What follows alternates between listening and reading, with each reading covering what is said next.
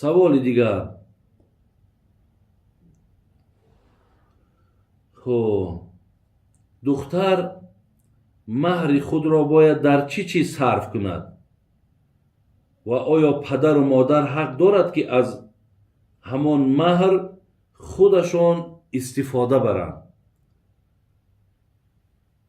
яъне вақте ки мо мақсадмон зан гирифтан ҳаст, мебарем дар дасти ҳамон арӯс як маблағ метем, мегем ин ҳамчун маҳр гуфта метем. имрӯз ира ҳамчун маҳри зан метем, ҳамчун ҳаққи зан метем. ва оё падару модари ӯ ҳаққи аз ин маҳр дорад ё надорад? он маблағеро ки мо мебарем метем, иро мо барои ҳамон арӯс метем. яъне ин ҳаққи ҳамун занай, хоҳ $1000, хоҳ $2000, мо ҳамчун маҳр гуфта мебарем метем. вақте ки вай маҳр бошад, падару модару ҳеҷ кас дар ин мол молӣ кишида наметавонад. соҳиби ин пул ҳамун арӯсай, ҳамун духтаре ки шавҳар мекунад. барои ҳамин агар аз нигоҳи дин бигирем, бале, ҳақ надорад ҳеҷ кас ки аз он маблағҳо ягон қисмати ӯра бигирад. лекин имрӯз дар мо, бародарои азиз, муомилаи бо маҳр қариб ки ҳамон давраи ҷоҳилияти пеш аз ислом шудагӣ аст. айнан дар пеш аз ислом маҳри духтара валиу мегирифт, падараш мегирифт ё модараш мегирифт ё амакш мегирифт, ҳамонҳо мегирифтанд. ба духтар, ба арӯс аз ӯ маблағ ҳичи намерасид. вале имрӯз ман дар чанд ҷойҳо маҳфилу маъракаҳое ки тӯй буданд, ман суҳбате доштам дар ин бора. ман мегуфтам ки имрӯз барои духтардор бисёр бигем мушкилай. зеро мо мебарем $1000 ё $2000 ё $3000 дар дасти мисол ҳамун хонадон метему. аку бубинем ки бародарои азиз ва гиромӣ, ки вай бояд ки тӯй кунад ва баъди тӯй кардан бо худаш он қадар лавозимоти хонара меорад ки ҳисоб кунен даҳҳо ҳазор доллар мешавад. агар нафарҳое ки як камтар бо мақсад молдору пулдор бошанд, онҳо 20,000 аз ӯ ҳам болоай. ин поёнтараш ҳеҷ сарф накунад, каме дар кам $5,000-6,000 сарф мекунад. додагӣ мо ҳами $2,000 ё $3,000. ин $3,000 қариб камай, ҳами $2,000 ё $1,500 метем. ин дар ҳаққи бародарои азиз ҳамин духтардор бигем и ҷабрай. агар кадом нафаре ки имконият доред, дастотон мерасад, шароит доред, шумо ҳамон молеро ки бигем ҳамун духта мегира меора, ҳисоб кун ки вай моли хонаи шумо ҳаёхе. ӯ дигар овардаш дар ҳамун хона истифода барандаш дигар ҳам хонаводаи шумо мешавад. аз ин лиҳоз дар ҳамин масъалан як раҳму инсофа кардан дар корай. агар ман мақсад $2,000 додум, бояд мисол таъкид кунам ки мақсад ба чаме омаданада спални наёр, ба хотире ки худам онҳоша бояд бихарам. спални наёр. ҳамчунон мақсад мошинкаи ҷомашӯӣ наёр. дар баробараш мақсад чӣ метан? ҳамин чизҳоеро ки мебинӣ ки сумоҳош баландтарай, اگر یک کم ترک رحم انصاف باشد او را خطان به ذمه بگیرین که همینها را نیار بگو که از اینها من الک خریدم، یعنی من اینها را دارم. یعنی برای همون عروس برادر عزیز سبکی بتین. لیکن اگر میخواهید که مقصد بیاره مبلغ زیاد بتین، مبلغ زیاد بتین تا که در حق همون خانواده و در حق همون مقصد کلینتون اکه مشکلات سختی نشواخی. مومن برادر مومن گفته، پیامبر میگه من لا یرحم لا یرحم، کسی رحم نمیکنه با او رحم کرده نمیشود. رحم از گوشه ایمان گفتن. انمیره برادرای عزیز و بسیار اهمیت بتین. همین چیز بسیار نیکه، بسیار خوبه. خب سوال دیگر، بابا جان یک گناه چقدر است و یک ثواب چقدر است؟ حقیقتا یک گناه چقدر است و یک ثواب چقدر است؟ یعنی ما آیات‌های قرآن داریم که خداوند روز قیامت گناه‌های ما را و ثواب‌های ما را در ترازوی اعمال وزن میکنه. یعنی هر گناهی که ما کردیم یا هر ثوابی ما کردیم او را خداوند به جسم تبدیل میته، او را به جسم تبدیل میتید و جسم در بالای ترازو میماند. شما بینین، یعنی گناه های ما را در یک پله ترازو میماند، خودی ما را همراه ثواب هامان در پله ترازوی دیگر میماند. اگر در اینجا هر کدامش که اگر وزنین آمد، یعنی اگر ثواب وزبین آمد، خوش به حالش که انشاءالله وای الکی بگیم حجت داخل شدن جنت هم میگیره. لیکن اگر عکسش آمد، اینجا در الکی عذاب او را انتظاره. یعنی گناه ها و ثواب ها وزن میشوند و اونها رو میگه به جسم تبدیل میشوند. طور اگر به جسم تبدیل نتید او را چخیل وزن میکند؟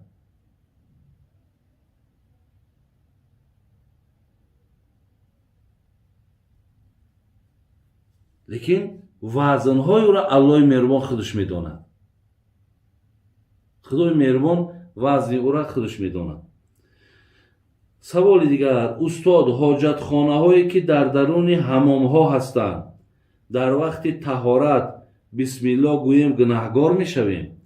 اگر همین حاجت خانه هایی باشد که با آب باشند، یعنی میبینید در اونجا بغیر همون حاجت خانه هیچی نیست، مقصد سر وقتی که گپ در سر من کردنی گفتنی کلمه بسم الله می رود که اونا حاجت خانه هایی که در دهات ما و شما، در محله ها ما و شما که کانالیزاسیا نبود، حاجت خانه بود که مقصد در یک جامعه استاد، انا گپ در سر او حاجت خانه می رود. این حاجت خانه هایی که امروزن ای را حاجت خانه هم گفته نمی شود، زیرا که در داخل اینها هیچ چیزی نیست، همون یک اونیتازه ببینیم با درنج دایم پری آبه.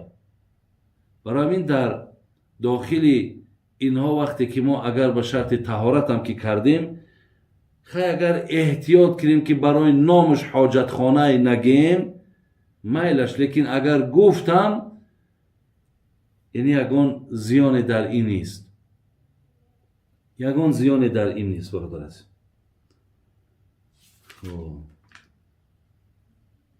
سوال دیگر، شخصی که زکات مالش را در سالهای پیش نداده باشد در گردنش قرض می شود؟ یعنی کسی اگر مقصد یک 5 سال روی هم این مردک صاحب نصاب بود، یعنی امروز $2000 کسی داشته باشد و صاحب نصاب میگن، یعنی و مالش به زکات رسیده است. اگر چی خانه نداره، اگر چی زن نداره، ببینین агарчи мошин надора, лекин $2000 дар пушташ дора. ҳамин одама соҳиб нисоб меган. ҳамин одам бояд 2.5% ҳамира ҳар соле бояд закот битад, яъне $50 шад. ҳамин хел 5 сол аст ки ҳамин одам надодааст. ҳамин 5 сола дар гарданаш фарз боқӣ мемонад. бояд 5 сол пасам ки агар яке мабодое ки мақсад то чанде имонаш қавӣ шидан гирифта, бо тарсаш зиёд шиду, ё мақсад ҳамин масъаларо гӯш мекунам ва мега охи ман ина 10 сол чиз закот надодам, ҳамун дар гарданаш қарз меравад. то агар ҳамуноро адо накунад, ай гарданаш мақсад ин ҳеҷ гоҳ соқит намешавад. ира ба тавба кардану ба зора кардан алло намебахшад, то агар ҳамун ҳаққа адо накунӣ. бояд ки моли аз закотон мақсад чанд солира надода бошӣ, дар гарданат қарзай бояд битӣ. дар баъзе шириниҳо желатин аст. мегӯянд аз равғани хук тайёр мешавад. хӯрданаш ҷоиз аст? масъалаи желатин. челе ки шумо желатина медонед ки ҳамин кондитерские изделия бе желатин намешавад. ва желатина медонед ки шумо аз ҳар як навъи устухони ҳайвонҳо желатина месозанд. аз ҳар ҳайвоне набошад. аз он ҷумла аз хугам ҳамин желатина бародарои азиз месозанд. дар пеши ман китоби буҳус аст аз ҷаноби аллома муҳаммад тақӣ усмонӣ. ин ҳазрат мегӯяд ки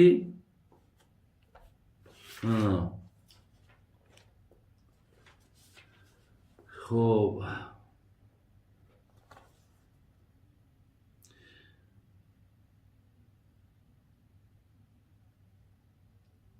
агар мегӯям желатине ки аз хук бошад, бар асари иқдомоти шимиёӣ комилан тағйир ёфта бошад, яъне бародарои азиз, вақте ки ҳамин желатина ки аз хук аст, бигем аз устухони хука ё аз пӯсти хук, ин желатина ай пӯстам мекунанд, ё ай пӯсти хугай ё аз устухони хугай, ҳамун хокаеро ки тайёр карда бояд тайёр шавад.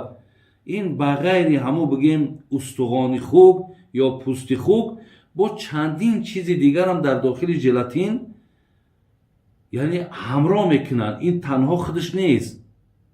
мега вақте ки агар ҳамира дар ҳамун иқдомоти шимиёӣ, яъне вақте ки ҳамун коркард мешавад дар ҳамун завод, вақте ки ӯро мақсад месӯзонану мепазану хунук мекунану гарм мекунану, яъне тамоман вай мақсад чизи дигар мешавад. бинед, шайъи дигар мешавад. чӣ мега баъд? мегӯяд ки ана таъҷир ёфта ҳурмат ва наҷосати он бартараф мегардад. ин ҳолатда мега дигар яъне ҳамун наҷосат буданашу ҳаром буданаш мега бартараф мешавад. зеро ки ин дигар айнан бигем ҳамун айни ҳамун устухону пӯст нест дигар. ин тамоман вақте кор кард ки шуд, ира вақте гуфти ҳамун рӯзҳо переработка ки мекунанд, ин дигар чизи дигар мешавад мегӯяд. барои ҳамин мегӯяд яъне наҷосат буданашу ҳаром буданаш ай байн меравад. вале дар сурати адами тағйири ҳақиқат ва моҳият, палидӣ ва ҳурмат ба ҳоли худ боқӣ хоҳад монд. лекин агар ба шарти ҳамун гуфти пешина ки переработка нашавад, коркард нашавад, айнан ҳамун устухон ё пӯсташ агар ба шарте ки майда када шававу дар дохили ҳамин пухтупази мо шумо истифода барад, мега ин ҳолата ҳаром ай вай. ҳамун ҳаромию наҷосатиш мегӯяд боқӣ мемонад. назди аҳноф дигаргунӣ дар моҳияти ашё дар заволи наҷосат ва ҳурматашон муассир аст. назди ҳазрати имом абу ҳанифа, ин муҳаммад тақӣ усмонӣ дар китоби буҳусаш میگد که نزد حضرت امام ابو حنیفه میگد وقتی هر چیزی که حرام باشه با او کار کرد شود و او تغییر یابد و او شیء دیگر چیزی دیگر که شود وای دیگر نجاستی و حرامیش ای بین میرود. ولی در همین کتاب مختصرم ما یک عبارت داریم میگه کحماری سار میلحن، یا مثال میارد که میگه اصلا همین نمک خودش میگه یک قابلیتی هر چیزی را که در بالاش میمانی میخره نابودش میکنه. یعنی ما در کوهی نمک اگر برده میگه یک خره برای در بالای همون کوهی نمک مانین، یعنی یک خری مرده را بعدا میریم یگان ماه پسای دو ماه پسای که همون نمک همون خر خورده نابود کردگیه. میگه از همون جا اگر شما نمک بگیرین و بیاین استفاده برین یعنی برای شما حلاله، زیرا که یعنی بینید او با دیگر چیز مبدل، او با نمک مبدل شده، خر نمک شدگیه. برای همین یعنی اگر چه خری مرده بود یک ماه پیش یا 2 ماه پیش وقتی با نمک که اگر تبدیل کیافت ما نمک هم میخوریم میگه زیرا دیگر چیز شید. از همین لحاظ این مسئله را انا خوب اهمیت بتین. این عزیزای خدا برای ما و شما بسیار عادی کده و ساده کده فهموندن. مسئله دیگر، سوال دیگر آمده است که حضرت عمر را یگان فارسی زبان به قتل رسانید یا عرب؟ برادرای عزیز و گرامی، انا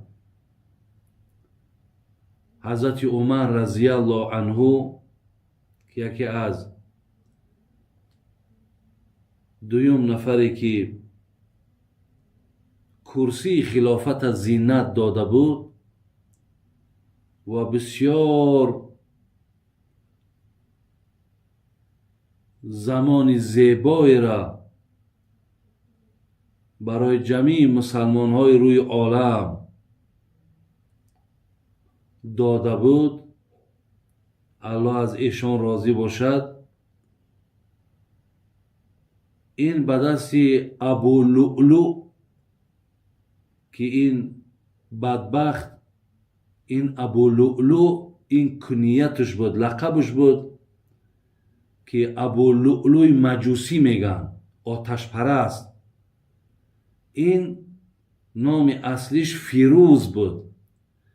این از شهر نهاوند ایران بود. ببینید یعنی بگیم از فارسی زبان ها بود و در شهر کاشان ایران برای این ابو لؤلؤ برادرای عزیز یک گنبز راست کردن. چرا که امروز ما این بزرگای داریم مثل حضرت امیر سعید علی حمدانی که گنبزا کردگی بالا شد، در نسبتش مردم میرود احترام میکنن، دعا میکنن خدا رحمتش کنه گفته. در شهر کاشان ایران برای همین ابو لؤلؤ بدبخت ایرا در اونجا گنبد یعنی یک جای زیارتگاه آماده کردن و همین نفرهایی که دشمن حضرت عمر هستند و خودشان شیعه میگن، اهل تشیع میگن، اینها هر سال در همون وقتی کشته شدنی که حضرت عمر کشته شد اینها رفته در همونجا هر سال رنگ عید دارن. ایرا نامش بابا شجاع میگن. بابا شجاع یعنی این بابای ما اونقدر شجاعت داشت که مقصد عمر به قتل رسانید. خدای مهربان یک ذات بزرگی هست که اینقدر فضیلتی که به عمر داده است و صد افسوس که یک طایفه گمراهی، یک طایفه ابله ملعون، نفری که عمر را به قتل رسانیده است میروند زیارت میکنن و او را نامش بابا شجاع میمانند. بابای ما بسیار شجاع بود. لعنت خدا بر ای بابا که کاری را که این انجام دادگی است این هزارها سال در آتش جهنم میسوزد. زیرا که رسول اکرم صلی الله علیه و سلم گفته بود که لو کان بعد نبی لکان عمر ابن الخطاب، اگر به شرطی که پیامبری بر من تمام نمیشد عمر هر آینه پیامبر میشد. حضرت عمر بسیار یک خلافت زیبایی را برادرای عزیز گذراندگی هست. حضرت علی رضی الله عنه وقتی که حضرت عمر از دنیا گذشت میدونین چی گفت؟ گفت اگر خدای مهربان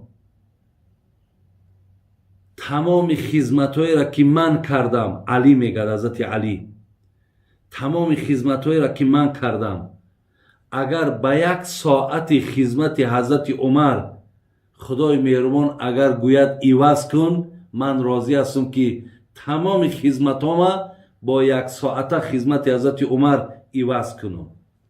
این سخن حضرت علی رضی الله عنه است.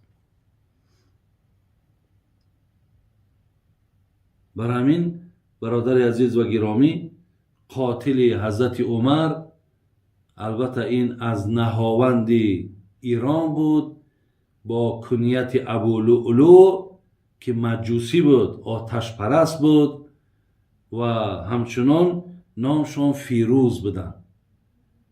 میگه وقتی که این بدبخت میگه حضرت عمر در نماز بامداد چند کارد میگه در شکمش زد، حضرت عمر وقتی که به خانش آوردن میگه پرسید که کی مرا زد؟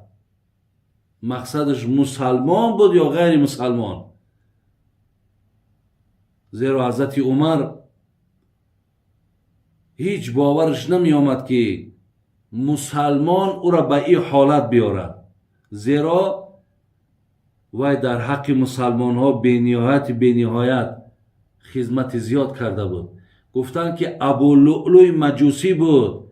میگه حضرت در همون حالتی که روده هاش کشال بود سر برد در سجده، پروردگار را حمد و ستایش کرد که الله را سپاس میگم که من از دست یک نامسلمان کشته شدم. امروز یک توده مردمی ای دین دور بدبخت ایره رفته با قاتل عمر زیارت میکنن و برای او گویم یک جای زیارتگاه ساختن و مردم را ترغیب و تشویق میکنن که هر کسی که اگر رفته این ملعون این بدبخت اگر زیارت کند ثواب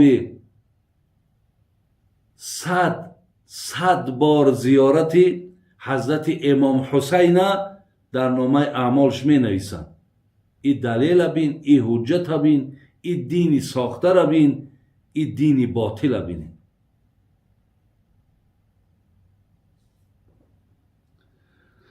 سوال دیگر برادران عزیز، بابا جان یک معلممان گفت که ما هم سنگ را سجده میکنیم، یعنی خانه خدا را، این چی معنی دارد؟ یعنی مقصد همین ما خانه کعبه را که البته عبارت از سنگ است، یعنی ما هم یک سنگ عبادت میکنیم. ولی بعضی هاش نویسنده بودن که آخه ما هم سنگ عبادت میکنیم، همون بت پرستان سنگ عبادت میکنن. مقصد فرق در این چی است برادرای عزیز؟ اولا ما الله را عبادت میکنیم ما الله را عبادت میکنیم، نه کعبه را. فقط خدای همون مهربان که کعبه را قبله مسلمان ها قرار داده است، ما به این خاطر به طرف او نماز میخونیم. ما کعبه را سجده نمیکنیم، ما الله را سجده میکنیم. فقط کعبه را خدای مهربان در قرآن که ما را فولی وجهک شطر المسجد الحرام، که خدا امر کرد که شما رویاتون طرف کعبه گردانید که وای قبله شما هست. ولی اونهایی که بت میپرستند و بت را سجده میکنن، اونها همو بت، همو سنگ، همچو خدا، همچو معبودشان اعتقاد کردگیان. برای همین ما الله را عبادت میکنیم. فقط طرف کعبه گشتن و سجده کردن من، این به خاطر که الله کعبه را قبله مسلمان ها برادر عزیز قرار دادگی.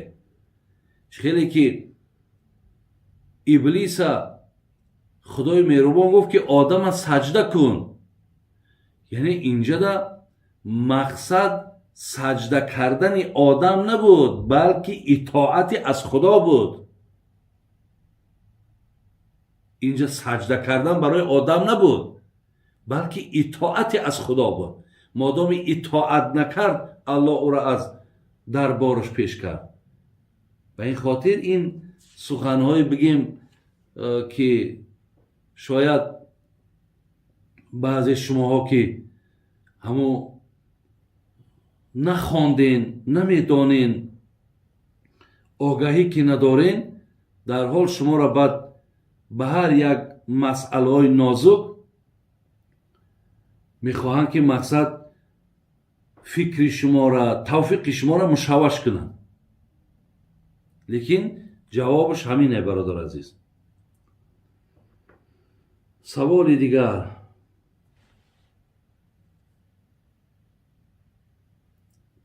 یا حی یا قیوم برحمتک چی معنا دارد و در کدام وقت باید خوانی؟ چند بار؟ برادر عزیز و گرامی، این یا حی یا قیوم، انا برحمتک استغیث اصلح لی شأنی کله ولا تکلنی الی نفسی طرفت عین. این با حدیث ثابت شدگیه. یعنی یا حی یا قیوم، این فریاد به سوی الله مهربان است که الله پاینده، ای الله همیشه، ای الله زنده و ای الله برپا دارنده، ای الله نگاه دارنده، اصلح لی شأن کله، تمام کارهای مرا به صلاحیت بیار، ولا تکلنی الی نفسی طرفت عین، و در اختیار نفس خدای مهربان مرا یک لحظه هم قرار نده که من با نفس مقابلیت کردن نمیتونم. هر آینه من مغلوب میشم. این سحر و بیگاه یک باری، این در ذکر سحر و ذکر بیگاه هم. لیکن همون استغیثش شما ننویساندین امورا یا حی یا قیوم برحمتک استغیث با دوام دارد. اصلح لی شأن کله ولا تکلنی الی نفسی طرفت عین. این قدره. شما ایره خونین، انشاءالله سحر بیگه، در ذکر سحر بیگه تون همین را حتما درارید. انشاءالله این ثواب دارد. خب و آخران سوالی که اینجا دا آمده است درباره همین وقتی مرده را ما در لحد میگذاریم برادر عزیز، بعدا جوابنامه گفتگی یک کاغذ میارن با روچکه، همون نفرهایی که مثال نویسنده میتونن همو مینویسن و بعد برده در بالای سر همون مرده همون را مقصد میگذارن. باز میگد دویم چیزی را که میگد مقصد میگد همو خاک میارن. هر کدام ما آیتی را میخونیم اعوذ بالله من الشیطان الرجیم منها خلقناکم و فیها نعیدکم و منها نخرجکم تارة اخرى. میگه همیره ما میخونیم و بعدا میبرن هم همیره همو خاک هم در یک طرفی بالای سری همین مرده یا در پهلوش جوابنامه قطعی میمانند. آیا همینا اصل شرعی دارن یا نه؟ اکو برادران عزیز و گرامی اصل شرعی ندارن. یعنی این با یگان حدیث پیامبر با یگان کردار اصحاب پیامبر ثابت نشده است که اونها در درون لحد یا خاک در خوانده باشند یا اینکه مقصد جوابنامه نویسانده باشند. برای همین اونجا خدای مهربان برای او فرصت نمیده که بگیره او کاغذ او در اوجا چی نویسانده شده است او مقصد جوابنامه را گرفته بخواند. او را کی تری فرصت میده؟ برای همین اینها اصل شرعی ندارن. لیکن در همین کتاب های پیشتر فارسی های ما همین مسئله ها آمدگی بودن. اینها رو میدونین سبب های یعنی رواج یافتنش ببینین وقتای آخر همین چیزها قریب کم به چشم میرسه. او وقتا که همین چیزها را از همون کتابک های فارسی که داشتیم مقصد نویساندگی بودن نامعلوم که او را مثال در کجا چاپ کردن کی ویا نویسانده است.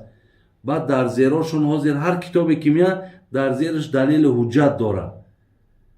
انا اونها دلیل حجت نداشتن همونها را مقصد دیگه مردم به همونها رعایت کردن. همچون در کتاب که دیدن او وقتا اینقدر مردم اخلاصشون یا بلند بود یا فهمیشون یا کافتکا و اهمیتشون کم بود که همین یک خط عربی را می دیدن. من به یاد دارم از افغانستان گاه یگان یکی مهمان ها و یگان کسایی که می آمدن همین گازت می آوردن. گازت هاشون با همون خطای فارسی و عربی بود. مردم ما وقتی همون را می دیدن اگرچه در اونجا نامعلوم با او حرف و یگان اخبار نویساندگی های یا با او حرف مقصد یگان حجوی را نویسانده است. مردم ما که خط می دید می گرفت تیز در بلندی میمون که این حرف مقصد حرف عربی های این حرف قرآن های گفته. برای این مردم ما از وقتش که همون کتاب ها را می خوندن دیگر پایانی او را نگاه نمی کردن این دلیل دارد ندارد با همون عمل می کردن. لیکن به هر حال برادران عزیز این اصل ندارد. این چیزها را ضرورت ندارد که ما در مرده هامون تا امروز مقصد دوام بتیم. هر کسی که در کدام محله که مردم شما را اعتراف میکند احترام میکند گوش میکند این چیزها را دیگر مقصد میتونیم آیسته آیسته ای بین بریم بگیم که یک زمانی بود خب یعنی خدا رحمتشون کند یعنی درست گفتن در کار نیست ناتوری کردن گناهگار شدن این گپا لازم نیست. اونها هم همو قدر علم و همو فهمیش داشتن با همو کار کردن. برای همین ما هم اونها را ملامت نکنیم برادرای عزیزو بلکه منبعش اصلاح کنیم. خوبش اینه ملامت کردن در کار نیست. همین سخنهای قبیح را که از دهن بعضی ها میبراید میبینید این مشرک های این کافر های این فلان های همین سخنهای قبیح درش در کار نیست برادران عزیز. میلش تا امروز کردن گفتن با سخن خوب ما میتونیم که مقصد در دل مردم جایشیم و میتونیم که با حجت و با دلیل مردم فهمونیم. انشاءالله خدا خواهد مردم گوش میکنن.